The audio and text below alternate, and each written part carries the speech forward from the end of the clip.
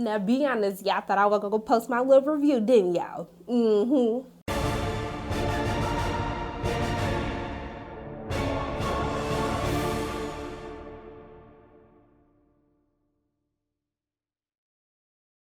Hey everyone, it's Shonda from Pay or Wait, and today I'm going to be reviewing Captain Marvel, which is directed by Anna Boden and Ryan Fleck, and it stars Brie Larson and Samuel L. Jackson. And so this is Marvel's first superhero film that is led by a woman, okay? So there is the stakes were high with this one. There was a lot riding on this. And also too, this is supposed to be the person that's going to take down big purple baddie Thanos, okay? So before I even get into my review on how I felt about it, what I liked, what I did not like about this film, let me give a little shout out to Her Universe. Do y'all see this? You see how they hooked the girl up? Okay, you see this? Bam, bam. You see this little jacket? Ah, what's that? No. Look at it. Look back at it. You see that back? Ah, yes. Okay, I was stunned. No, I'm sorry. I was feeling myself a little bit. But I want to give a huge shout out to the people at Her Universe for sending me this cool bomber jacket that you saw in the movie. And then also to one of the shirts that I believe was also in the movie as well. If you haven't heard of them, they have all the most awesome stuff for Star Wars, Doctor Who, all the Marvel movies, these Disney movies. They are absolutely amazing. Actually, even DC movies, because I actually got some of my Wonder Woman gear from their site as well when I was cosplaying for DragonCon. So I didn't get no coins for this, but I wanted to shout them out for making sure that I was stunning on these people at the Captain Marvel screening, okay? And I'll put their website in the description below, just so you guys go peruse the little section. They're actually having a sale today. They try to get my coins, but I ain't got none for them right now. But let's go ahead and talk about Captain Marvel, y'all. So we have a lot to discuss. So for those of you that know, I saw this movie actually last week, but I just had an intense amount of things going on that was happening both personally and also trying to prepare to head out to Austin, where I am, for the South by Southwest Film Festival. So I wanted to make sure I take time and let you know how did I feel about Captain Marvel. And I have to say, you guys, I was a little let down by this, but we're not going to be petty in 2019 no more. We're going to go ahead and start with what I liked about the film. So one of the first things that I really enjoyed, we got to talk about Goose, okay? I don't even like cats. And Goose was so cool in this movie. I'm not going to reveal what Goose does, but most of you guys should have seen this by now. But I was just like, Goose is so cute. Goose is my ride or die. Goose almost made me feel like I can trust cats again, but not quite. I'm not quite there yet. But I think that Goose is definitely going to be a fan favorite, and already is before the movie even came out. Now, Samuel L. Jackson. Now, why were y'all hiding Samuel L. from us in these past couple of movies? We saw him basically disappeared to death, as he calls Captain Marvel at the end of Infinity War, but it was so nice to have him back, and I really love the chemistry between him and Brie Larson as they kind of embark on this buddy cop journey throughout the course of the movie. I think that when they joke with one another, the jokes play off very well, and I love seeing who Fury was before he had his bald head and this eye, which we actually get to see how he actually gets the eye in the movie. I don't know if I was completely sold on how I felt about that. It was funny, but then I was just like, really? That's how he lost his eye? But make sure you guys let me know in the comment section below how you felt about that.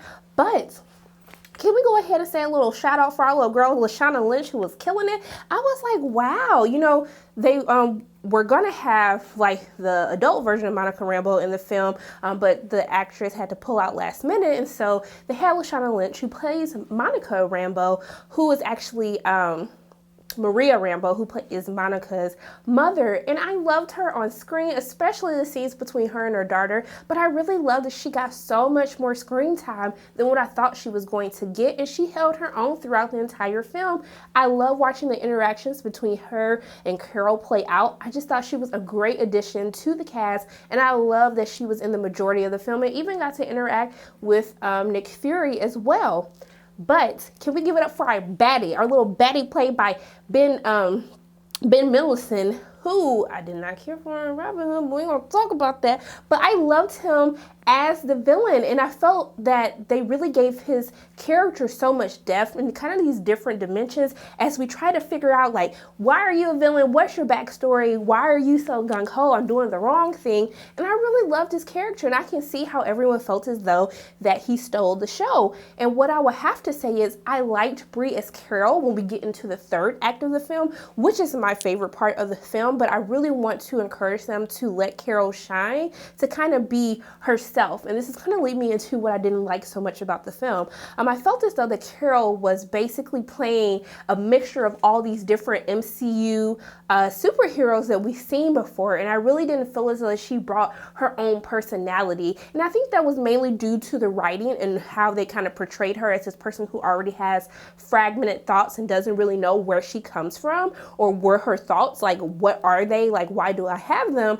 I felt as though I wanted to learn more of who Carol was, more so just from an emotional standpoint, so I could connect with her more. And I didn't feel that connection, and that's why I felt as though, because they did such a great job of fleshing out all of the supporting characters, I felt like the supporting characters really outshined Brie Larson as the lead in this movie. And I think that's super crazy to think that we're getting this origin movie about Carol, but I felt so much more connected to everyone else. And I think also too, I was a little unsure about Jude Law's character, who's playing Jude Law. I was just like, I just felt like they could have did so much more than what they did. And also too, I would say that the movie relied too heavily on nostalgia. I felt as though with these 90s references, which some definitely landed and they were hilarious, because I was just like, oh my gosh, I totally used to have to do that. But I think that with some of the song choices, everything didn't really click for me. And a lot of time I was just like, it felt as they were trying to check the box, like, ooh, let's kill them with 90s nostalgia so they can just like fall in love with this movie. And it really didn't work out for me. And to be honest with you, the first and second half of the movie, until I get into the third act, I felt very underwhelmed watching it. I was very tired. I was like, yo, like, is anybody else feeling the same way that I'm feeling? I really didn't get into it until we kind of hit this third act. And I was just like, that really sucks, because this movie was over 2 hours and I really only vibe with the last 20 minutes of it. Now, do I think that this is a horrible movie? No. Do I think that this movie could have been a lot better than what it was given to us? Definitely. And I really hate that, especially due to all the controversy surrounding the film with this lead actress and people feeling like, oh my God, the social justice warrior is going to kill the entire world. They're ruining superhero movies. No, this movie I didn't feel as though the movie had a feminist vibe to it. There is one scene in the third act where it was definitely like, okay, I felt that, but I was here for that. I just connected to it as a woman, actually really enjoyed that. But overall, this is not like a feminist agenda movie. Everyone chill out, calm down, because y'all doing the most.